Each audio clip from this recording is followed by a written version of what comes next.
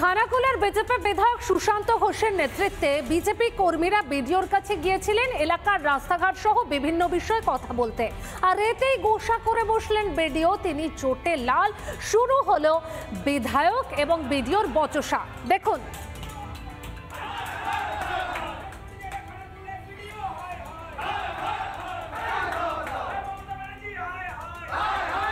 আপনি তো একজন ভদ্র মহিলাকে অসম্মান করবেন কেন? কে ভদ্র মহিলা? আমার দিদি, আমাদের মাননীয় মুখ্যমন্ত্রী। আচ্ছা, দিদিকে দিদি বলা হবে কি হয়েছে? না, ছবি নিয়ে ঘুরছে। আমি তো জানি আমি বললাম দিদির ছবি আমি 100 বার ঘুরবো। মাথায় নিয়ে বলুন। উনি আমাদের এক্সিকিউটিভ হেড, 100 বার ঘুরবো। ঠিক আছে, ঘুরুন। 100 বার ঘুরবো। আমার executive chief executive of the state কে নিয়ে কোর্ট আনকোর্ট কোনো কথা বললে আমি মানবো না। আচ্ছা, তাতে আমায় চলে যেতে হলে কালকে চলে যাবে। চলে যাবেন। কিন্তু আমার মাননীয় মুখ্যমন্ত্রীর কোনো অপমান আমি সহ্য করবো না। আপনি যত বড় নেতা হন, যত বড় আপনি সব বলে, আমি গদ্দার নই। এটা জেনে যাবে। আমি আপনার সাথে কথা বলছি না। ইমেলে উনি সবার সাথে কথা বলেন। আমি তো কথা বলবো সবার সাথে, কিন্তু আমি যখন আপনার সাথে কথা বললাম আমি কি ভাষায় কথা বলবো?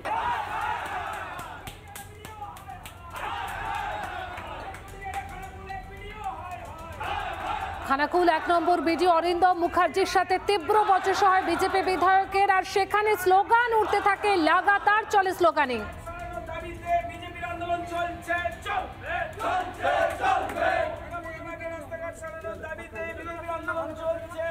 রাজ্যের চিফ এক্সিকিউটিভ যিনি আমাদের সম্মানীয় মাননীয় মুখ্যমন্ত্রী সম্পর্কে বিরূপ মন্তব্য করেন, সেখানে আমি কে? মানে যে জায়গায় পৌঁছে যাচ্ছে জিনিসটা, উনি চিফ এক্সিকিউটিভ, একজন সর্বোপরি একজন ভদ্র মহিলা, রাজ্যের চিফ এক্সিকিউটিভ, তার সম্পর্কে উনি রিয়াক্ট করেন না। তো আমাকে কি?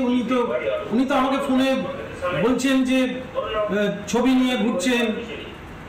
হ্যাঁ, আপনি তো মুখ্যমন্ত্রীর ছবি নিয়ে বেরিয়ে বেড়াচ্ছেন। তো এই ধরনের যারা মন্তব্য করেন, জানেন না যে ওনার স্তরটা কোথায়। মাননীয় মুখ্যমন্ত্রী ওনারও মাননীয় মুখ্যমন্ত্রী। এইটা এই যদি বোধ না থাকে। মুখ্যমন্ত্রীর ছবি রাখছেন, ঠিক আছে, আপনি প্রধানমন্ত্রীর ছবি রাখুন, রাষ্ট্রপতির ছবি রাখুন, ঘুরুন আপনি। সেটা না, আমি ঘুরবো না। আপনি যদি সরকারের প্রতিনিধি হন, তাহলে আপনার কাছে সমস্ত কিছুকে উপেক্ষা করে সরকার প্রধান গুরুত্ব, সেটা রাজ্য সরকারই হোক আর সেন্ট্রাল গভর্নমেন্টই হোক। তো সরকারের প্রতিনিধি হিসাবে আপনি কেন কোনো দলের হয়ে দালালি করবেন? আমরা যখন মিটিং করছি, আমরা যখন ওনার সাথে আলোচনা করছি, তখন উনি তৃণমূল নেতাদেরকে ভেতরে ডেকে নিন। আলোচনা না করিয়ে উনি তৃণমূলের হয়ে যে উনি কাজ করছেন সেটা বোঝাতে চাই।